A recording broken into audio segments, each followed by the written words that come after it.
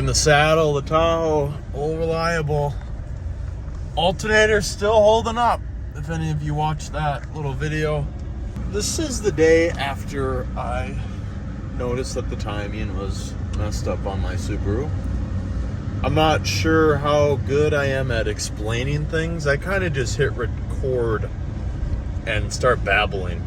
I probably don't paint the picture or tell a story all that well. So I'm gonna recap. Last spring, there was an autocross event. I took my Subaru through it. The wagon I'm talking about. The one that is having problems. Car was ripping all day. I let my buddy drive it, Nate. And he brings it back and he's like, yeah, it's still ripping, but it's running kind of weird. I don't blame him for anything, obviously, because he wouldn't do anything I wouldn't do. And I was like, oh, maybe I, popped a boost, a vacuum line, or maybe, why is my turn signal not working now? Oh, now it's working. Okay.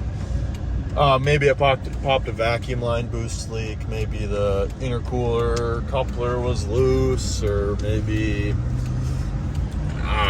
killed the spark plug, coil pack went out, injector stuck, something, simple, right? So I went home, changed the spark plugs, still wasn't running right. I had some coil packs laying around that I am about positive that they are good. Threw those on, still not running right. I took the injectors out and got them cleaned and tested. Everything was good. All the wiring seemed to be fine. I added a couple grounding straps because it was throwing a check engine light for I don't even remember what the code was, but something about injector circuit low voltage or something. So I was like, oh, maybe something's wrong with the wiring. But I probed all the injector pins, checked all the grounds, everything was perfectly fine. So I'm like, all right, maybe I gotta dig a little deeper. Dawned on me, I'm like, wait, when I crank it, it does kind of gallop. It sounds like there's a cylinder or two, now that I've learned, that's maybe not getting full compression. So I kind of just put it on the back burner for a while. I had the Miata, I just bought the truck, I bought the other Miata, I was busy working on that type of stuff, and I was like, oh, I'll just wait till winter or fall to get the Subaru back up and running. And now it's already fucking cold out, so that's awesome. It's supposed to be snowing this weekend. Also awesome. I mean, I'm excited for the snow. I'm just not excited for the cold. I'm like, all right, I'm gonna do a compression test just to verify that the galloping while cranking was a dead cylinder. I don't know what else it would be. Realized that on the passenger side bank of cylinders 1 and 3, compression was pretty low. I think they were, I don't remember, I think they were around 75, 80 PSI, and the cylinders 2 and 4 were around 140-ish, so about half. And I was like, great, I got a bent valve, I got bent valves, I got burnt exhaust valves, I got ringland failure, cracked head gasket, something catastrophic like that. And I was like, oh, I'm just going to check the timing, because if the timing's off, it won't make good compression. And, well, lo and behold, the exhaust and intake cam is not lined up on that bank, on that head. So, here I am now. After realizing this, I'm going to adjust the timing with the belt that's on it and get it back into time. I'm not going to keep that belt or the tensioner. I'm not sure what failed. I looked at all of the teeth on the belt. It doesn't look like there's any missing teeth. It's a Gates timing kit that has about 50,000 miles on it, so it lived a good life, but it shouldn't be jumping timing like this already, I don't think. The belt visibly looks fine. There's no cracks. nothing really out of the ordinary. It's just off a tooth or two. Oh, it's probably 2 or 3 teeth. From what I understand, I'm kind of gambling. I'm not sure if that's enough to have the valves and pistons, kiss.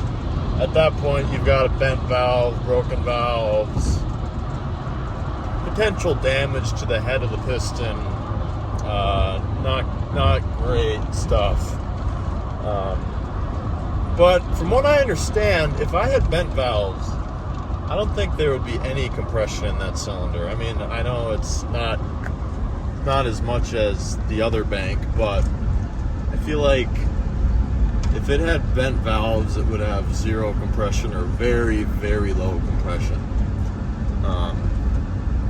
That's assuming the compression tester that I got on Amazon for $20 is somewhat accurate. So that could also be lying to me. I'm going to go home. I had to work overtime today, of course, but I'm gonna go home, put some warmer clothes on. I'm wearing shorts, and get going on getting this thing back in time, and then starting it up, seeing how it runs, running a compression test with it properly timed, and go from there. Either I put it back in time, compression's good on all 4 cylinders, I buy a new timing belt kit, I throw a new tensioner on it, new idlers, pulleys, water pump, thermostat while I'm in there, and I go on my happy old way. Or I get it back in time and the compression is still low on those 2 cylinders, which means I have some sort of internal engine failure, probably bent valves. So I'm praying that it's not that. I made a post on Facebook. Oh, one other thing. The crank sprocket guide was properly installed. I took it off to better illustrate and take photos and videos of the timing marks, just to really illustrate that it is perfectly at top dead center. So yeah, that's what I gotta say about that. I had some people comment like, well, you're an idiot, you didn't have the crank sprocket guide installed. And I'm like, well, I did, I just took it off to take pictures.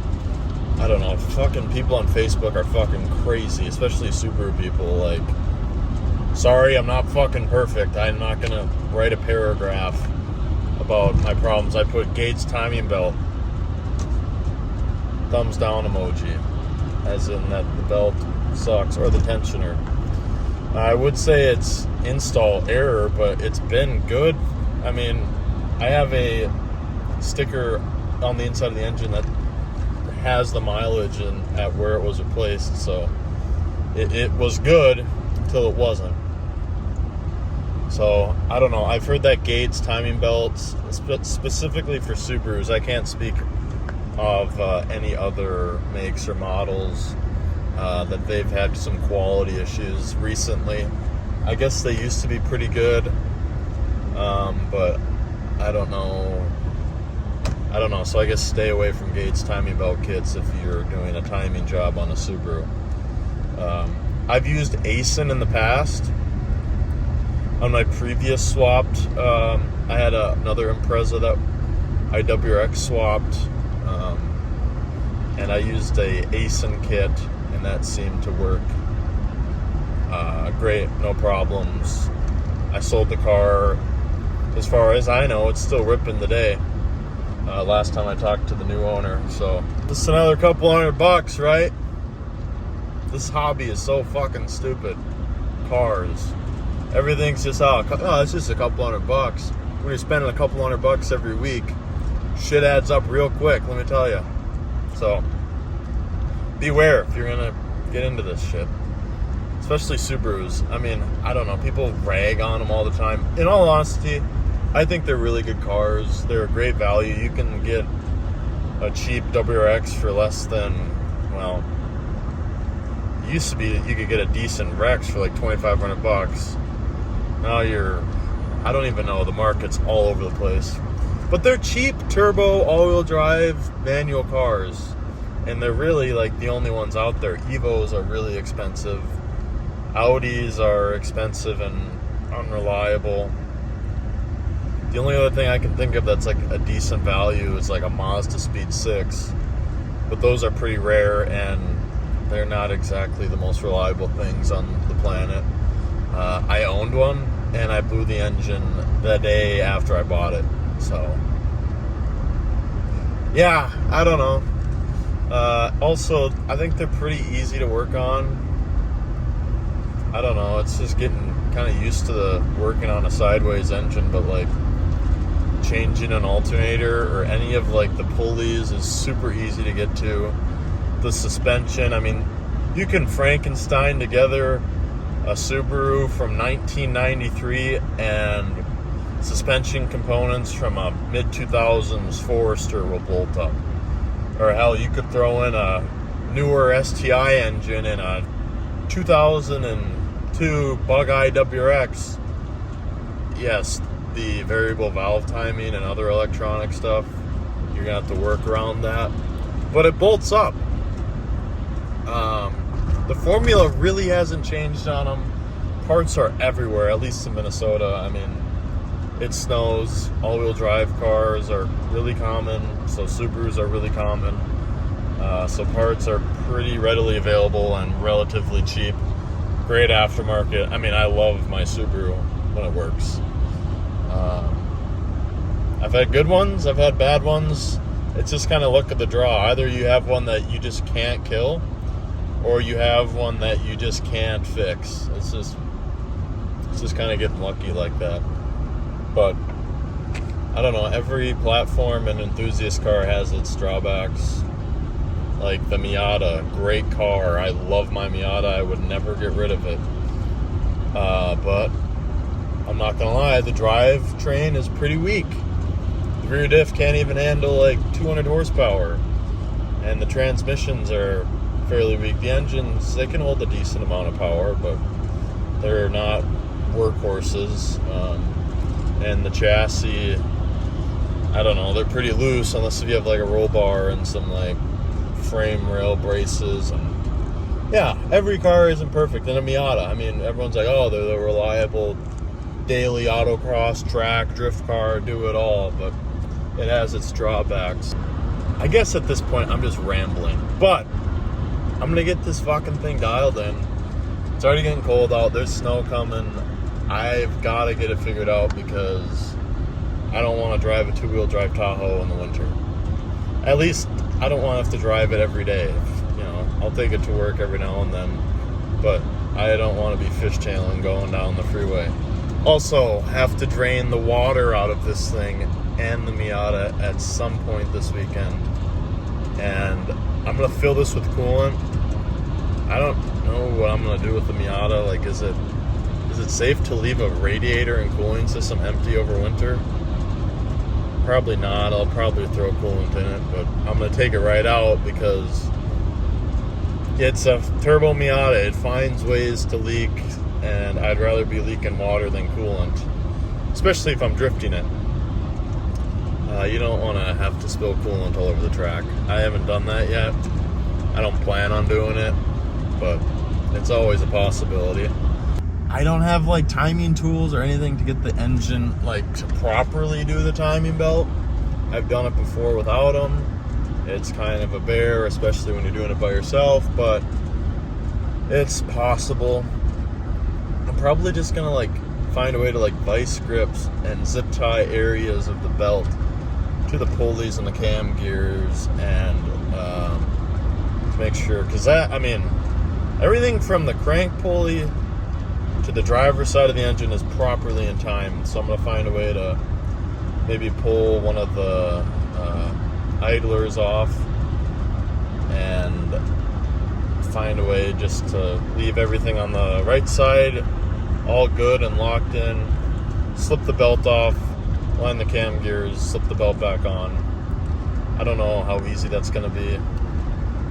It probably won't be very easy, but the belt did feel kind of loose, so it might be a little easier to slide on. I don't know if the tensioner failed or the belt, like I said. I guess we'll find out when I buy a new one, and I can kind of measure the belt, see how worn out it is.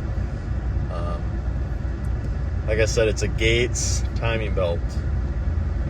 Gates tensioner, as far as I know, the pulleys and idlers are all Gates, but I don't think any of those have failed yet. That they didn't like sling grease out or anything, and they all, I'm assuming they're going to spin sort of freely. So ASIN timing kit on the way. Hopefully, if this fucking works, throwing up a prayer. Please, God.